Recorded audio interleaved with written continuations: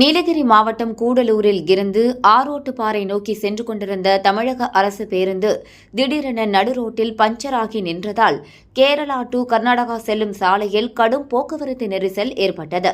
இந்த நிலையில் தமிழக அரசு பேருந்திற்கு கர்நாடக அரசு பேருந்து ஓட்டுநர் மற்றும் நடத்துனர் உதவ முன்வந்து தங்களுடைய பேருந்தில் இருந்த உபகரணங்களை வழங்கி உதவி செய்த சம்பவம் நெகிழ்ச்சியை ஏற்படுத்தியுள்ளது.